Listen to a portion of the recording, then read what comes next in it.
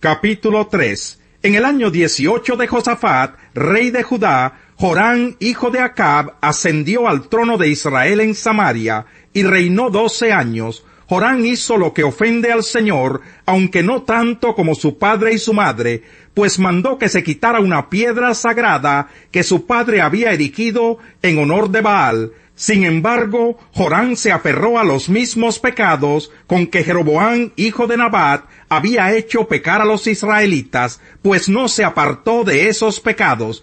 Ahora bien, Mesá, rey de Moab, criaba ovejas, y como tributo anual le entregaba al rey de Israel 100,000 ovejas y la lana de 100,000 corderos. Pero al morir Acab, el rey de Moab se rebeló contra el rey de Israel.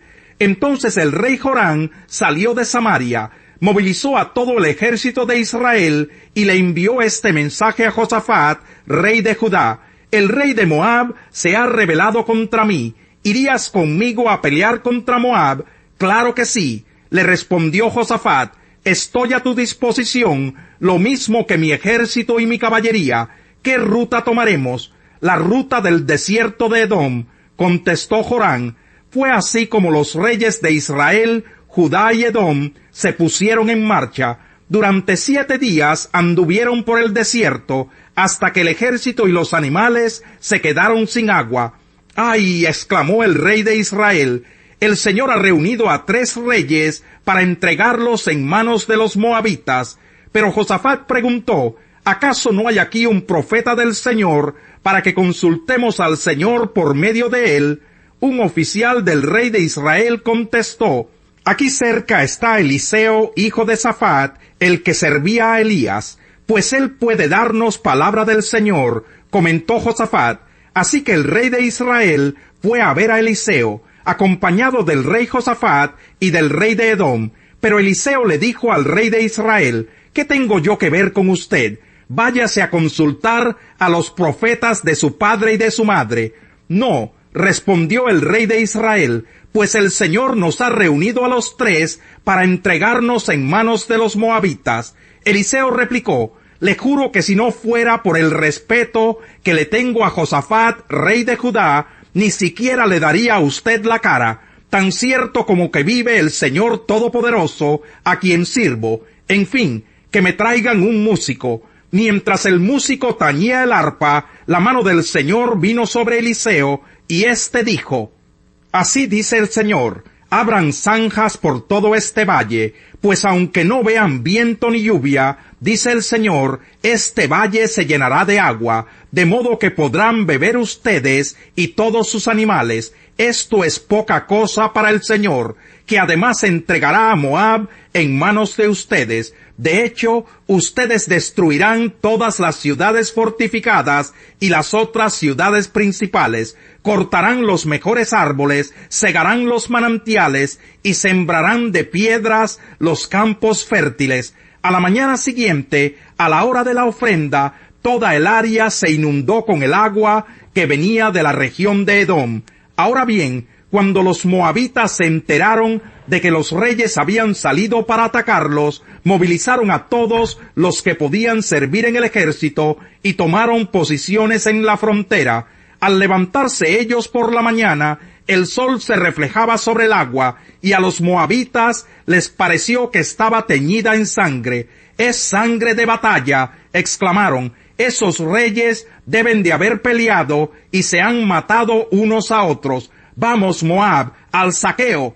Cuando los moabitas llegaron al campamento de Israel, los israelitas les hicieron frente y los derrotaron. Aquellos se dieron a la fuga, pero los israelitas los persiguieron y los aniquilaron, y destruyeron sus ciudades. Cada uno tiró una piedra en los campos fértiles de Moab hasta llenarlos. Además cegaron los manantiales y cortaron los mejores árboles. Solo Kir-Jareset quedó en pie, aunque los honderos la cercaron y también lograron conquistarla. El rey de Moab, al ver que perdía la batalla, se llevó consigo a 700 guerreros con el propósito de abrirse paso hasta donde estaba el rey de Edom, pero no logró pasar. Tomó entonces a su hijo primogénito, que había de sucederlo en el trono, y lo ofreció en holocausto sobre la muralla.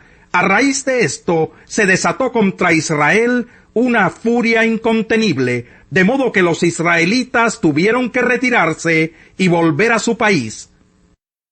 Capítulo 4.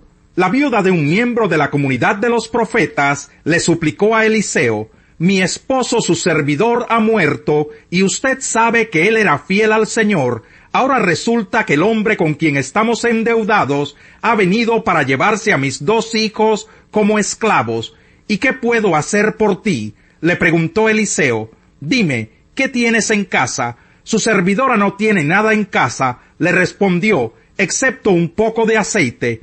Eliseo le ordenó: sal y pide a tus vecinos que te presten sus vasijas, consigue todas las que puedas, luego entra en la casa con tus hijos y cierra la puerta, echa aceite en todas las vasijas y a medida que las llenes, ponlas aparte.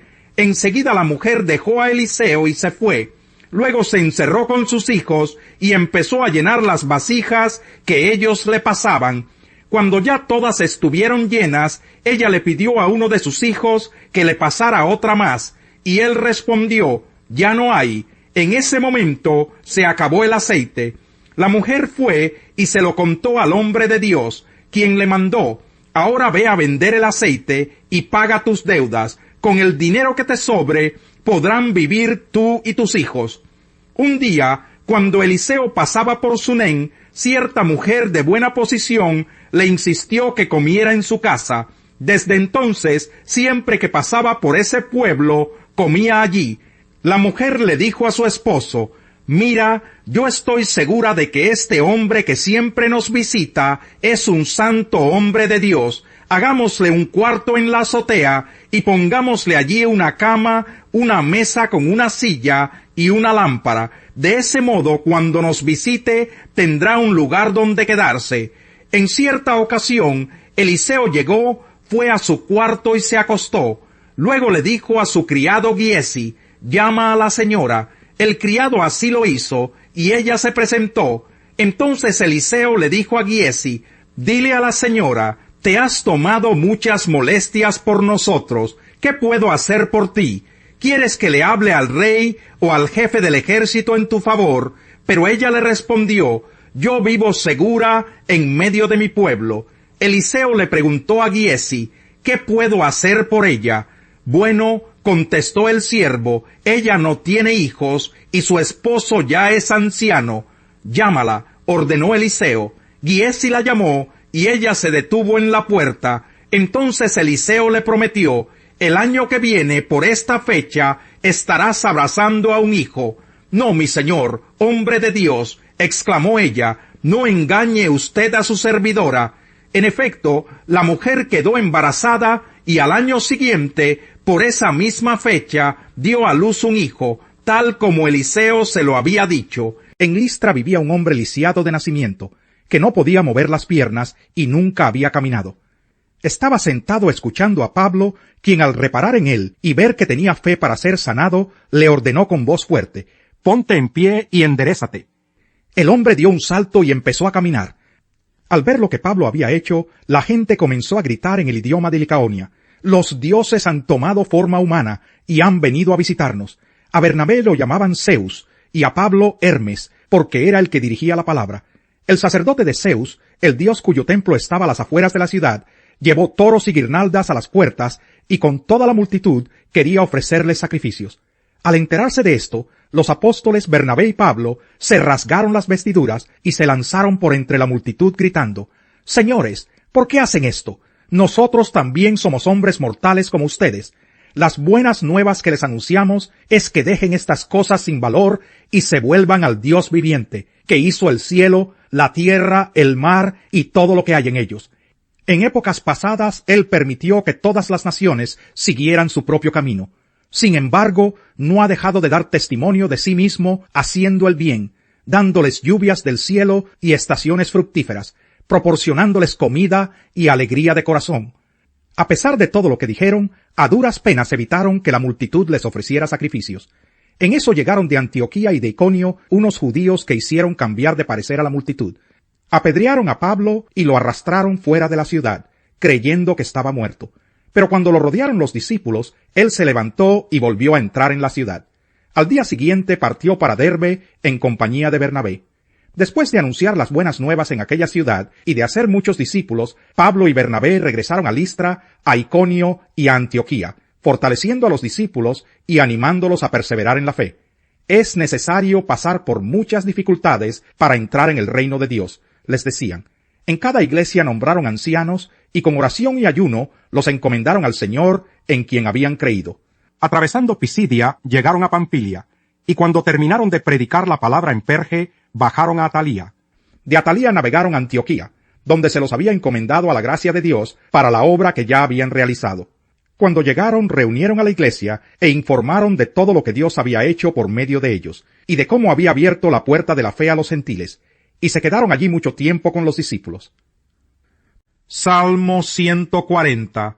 Oh Señor, líbrame de los impíos, protégeme de los violentos, de los que urden en su corazón planes malvados, y todos los días fomentan la guerra, afilan su lengua cual lengua de serpiente, veneno de víbora hay en sus labios. Señor, protégeme del poder de los impíos, protégeme de los violentos, de los que piensan hacerme caer. Esos engreídos me han tendido una trampa, han puesto los lazos de su red, han tendido trampas a mi paso. Yo le digo al Señor, tú eres mi Dios. Atiende, Señor, a mi voz suplicante. Señor soberano, mi Salvador poderoso, que me protege en el día de la batalla. No satisfagas, Señor, los caprichos de los impíos. No permitas que sus planes prosperen, para que no se enorgullezcan, que sobre la cabeza de mis perseguidores recaiga el mal que sus labios proclaman, que lluevan brasas sobre ellos, que sean echados en el fuego, en ciénagas profundas, de donde no vuelvan a salir, que no eche raíces en la tierra la gente de lengua viperina, que la calamidad persiga y destruya a la gente que practica la violencia. Yo sé que el Señor hace justicia a los pobres y defiende el derecho de los necesitados. Ciertamente los justos alabarán tu nombre y los íntegros vivirán en tu presencia. Gran remedio es el corazón alegre, pero el ánimo decaído seca los huesos.